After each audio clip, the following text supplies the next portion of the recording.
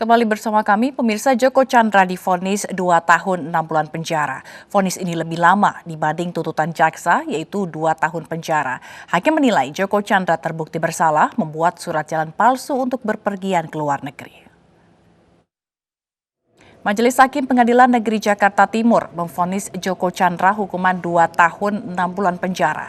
Vonis ini lebih berat dari tuntutan jaksa yang sebelumnya menuntut Joko Chandra dengan hukuman 2 tahun penjara. Joko Chandra dinilai terbukti bersalah membuat surat jalan dan surat bebas COVID-19 palsu, sehingga Joko Chandra bebas berpergian ke luar negeri meski berstatus buron.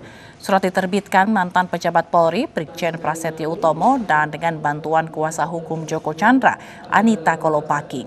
Menanggapi vonis hakim, kuasa hukum Joko Chandra akan pikir-pikir apakah mengajukan banding atau tidak.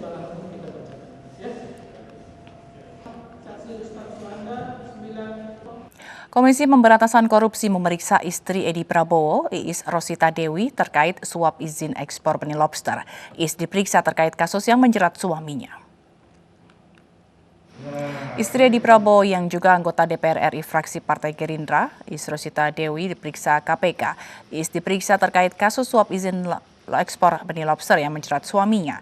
Iis diperiksa selama kurang lebih 7 jam untuk melengkapi berkas perkara suaminya dan diminta menandatangani berita acara penyitaan barang bukti.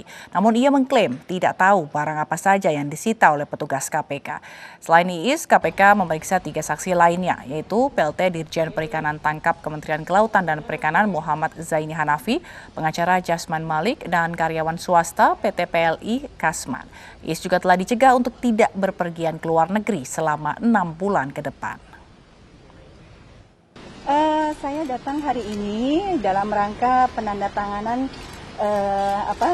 berita acara untuk penerimaan barang yang kemarin diamankan oleh KPK dan juga berita acara penyitaan barang-barang sebagai bukti, barang bukti untuk proses kasus tersebut.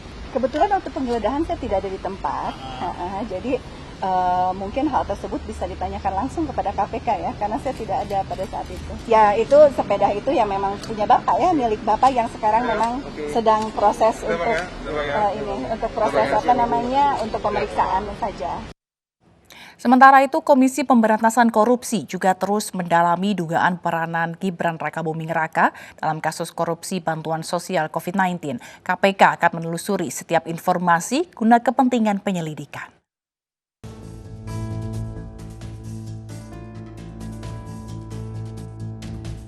Komisi Pemberantasan Korupsi memastikan akan memproses hukum kasus dugaan suap bantuan sosial COVID-19 untuk wilayah Jabodetabek, termasuk calon wali kota Surakarta Gibran Rakabuming Raka. PLT juru bicara KPK Ali Fikri mengatakan pihaknya masih mendalami kasus tindak pidana suap dalam pengadaan bantuan sosial COVID-19 untuk wilayah Jabodetabek tahun 2020. Proses penyelesaian penyidikan terkait dengan dugaan korupsi di Kementerian Sosial sejauh ini terus dilakukan oleh tim penyidik KPK, tentu dengan mengumpulkan alat bukti, data, dan informasi.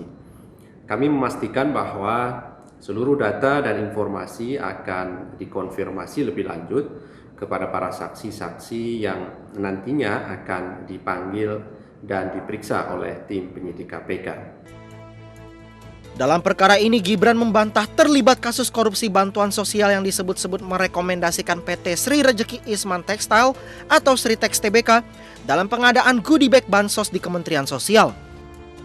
Statement, jadi itu berita-berita yang tidak benar dan tidak bisa dibuktikan. Ya kalau mau korupsi kok kenapa korupsinya baru sekarang, enggak dulu-dulu.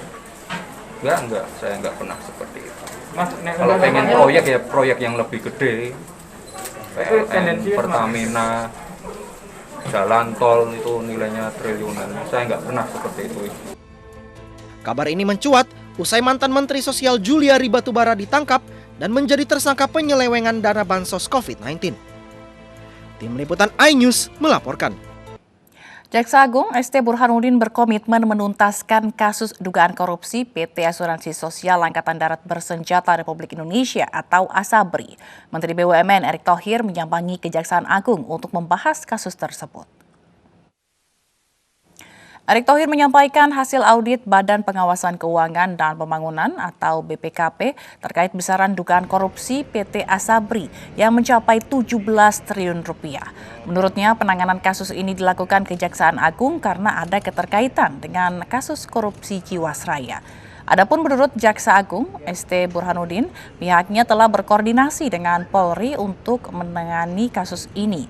Jaksa Agung juga berjanji akan menuntaskan kasus ini. Dugaan calon tersangka dulu ya, calon tersangkanya itu hampir sama antara Jiwasraya dengan ASABRI. Jadi kenapa kami diminta untuk menangani, karena ini ada kesamaan, kemudian dan tentunya kami sudah bisa mempetakan tentang permasalahan ini. Kemudian juga kami sudah mendapatkan tadi Pak Menteri ke saya tentang hasil investigasi dari BPKP yang diperkirakan sekitar kerugiannya 17 triliun. Jadi mungkin lebih sedikit, lebih banyak sedikit dari Jiwasraya. Itu dulu. Ya. Salah satunya ya memang ASABRI, dan ini merupakan bagian juga dari roadmap bagaimana kita merapikan dana-dana pensiun yang ada di BUMN yang banyak sendiri kasus-kasus yang terus terjadi. Nah tentu hari ini kita fokus ASABRI dulu, karena saya rasa alhamdulillah Jiwasraya sudah putus. Nah dan kita lihat juga ASABRI ada keterkaitan, makanya kita koordinasikan kepada kejaksaan.